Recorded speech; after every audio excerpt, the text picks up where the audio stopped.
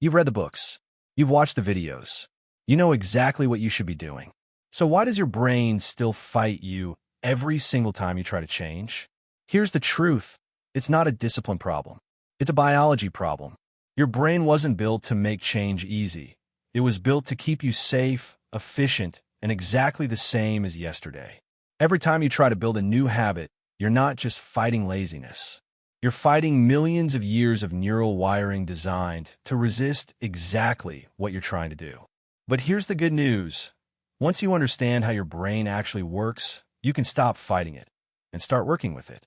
Today, we're breaking down the real neuroscience behind change and exactly how to use it to your advantage. Now, let's start with what's actually happening inside your skull when you try to change. Your brain has two competing systems constantly negotiating with each other. The first is your limbic system, the older, faster, emotional part of your brain. It's obsessed with immediate comfort and immediate reward. The second is your prefrontal cortex, the newer, slower part responsible for planning, discipline, and long-term thinking. Here's the problem. The limbic system is faster, stronger, and always online. Your prefrontal cortex, the part trying to build the gym habit, finish the course, save the money, gets tired. It runs on limited energy, and once that energy is depleted through stress, poor sleep, or just a long day, the limbic system takes back control almost instantly. That's the exact moment you reach for your phone instead of your book, or skip the workout, just this once. This isn't a character flaw. It's your brain's default wiring, sharpened over an evolutionary history where conserving energy and avoiding unnecessary risk kept you alive. Your brain doesn't know the difference between risky and just uncomfortable. To your nervous system, discomfort of any kind can register as danger, and its automatic response to danger is to retreat to what's familiar, safe, and easy. This is why willpower alone almost always fails over time. You try to outmuscle a system that's faster and stronger than the part of your brain doing the trying. The real solution isn't more willpower. It's understanding the actual mechanism your brain uses to change and using it on purpose.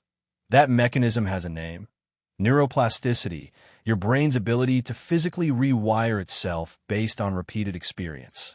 Let's break down exactly how it works and the 3 neuroscience-backed principles that let you use it deliberately instead of accidentally. Every time you repeat a thought or an action, your brain strengthens the neural pathway connected to it, literally. Neurons that fire together, wire together. The more you repeat something, the more efficient and automatic that pathway becomes, until eventually the behavior requires almost no conscious effort at all. This is exactly why your bad habits feel so effortless. You've repeated them thousands of times, and your brain built a fast, efficient highway for them. And it's exactly why new habits feel so exhausting at first. You're building a brand new, narrow dirt path through unused territory, and every early repetition is slow and effortful by design. Here's the part that matters most. This isn't a sign you're doing it wrong. It's a sign the rewiring process is actually working. The discomfort you feel in the first few weeks of a new habit isn't your brain telling you to stop. It's your brain in the middle of physically building the new pathway. The habit gets easier not because you suddenly gained willpower, but because the neural highway got wider through repetition. Here's something most people get backwards. They believe change starts with motivation. Neuroscience shows it actually starts with environment.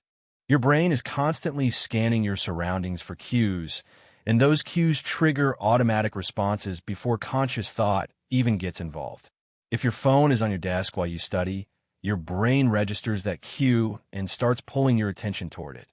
Not because you're weak, but because the cue itself activates the reward-seeking pathway automatically.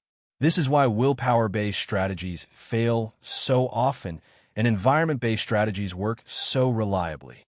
Put your phone in another room, and there's no cue to resist in the first place.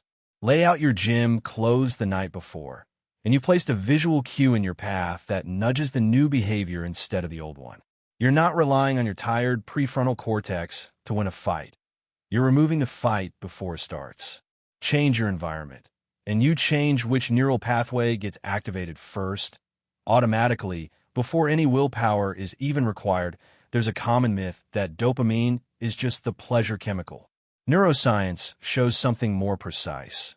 Dopamine is released in anticipation of reward, and critically, it responds to progress, not only to the reward itself. This is why tracking small wins works so well. Checking off a habit tracker, seeing a streak grow, watching a bar fill up, these all trigger small dopamine responses tied to visible progress, which makes your brain want to repeat the behavior that created that feeling. You're not just building a habit. You're training your dopamine system to associate the hard, meaningful work with reward, instead of only associating reward with cheap, instant stimulation like scrolling. This is also exactly why endless social media scrolling is so neurologically sticky. It delivers rapid, low-effort dopamine hits with zero waiting period, training your brain to expect instant reward and making slower, delayed rewards, like the results of a new habit, feel comparatively unsatisfying. The fix isn't eliminating dopamine, it's redirecting it deliberately toward the small, real progress markers of the habits you actually want to build. Let's bring this together, because these three principles completely reframe what change actually requires. Your brain was never designed to make change effortless. It was designed to keep you safe and efficient by defaulting to whatever's familiar. That's not a personal flaw. That's simply how the limbic system and prefrontal cortex have always worked, and understanding this is the first real step toward working with your biology instead of constantly fighting it. From here, the science gives you three clear, practical levers. First, repetition physically rewires your neural pathways, so the discomfort you feel building a new habit isn't a warning sign. It's proof the rewiring is actively happening. Second, your environment shapes your automatic behavior more powerfully than your intentions ever will, which means the smartest change you can make often isn't trying harder. It's redesigning your surroundings so the easy path and the right path become the same path. And third, dopamine responds to visible progress, not just pleasure. So tracking small wins isn't a gimmick. It's a direct way to train your brain to crave the habits that actually build your future. None of this requires more willpower than you currently have. It requires working with the actual mechanism your brain uses to change, instead of relying on motivation that was always going to fade. Real transformation was never about becoming a different person overnight. It's about repeated, small, environment-supported actions that physically reshape the brain you already have, one pathway at a time. So here's the question. Which of these three principles do you think you're missing right now? Repetition, environment, or dopamine tracking? Tell me in the comments. Let's grow together. This is Time for Growth, and I'll see you in the next one.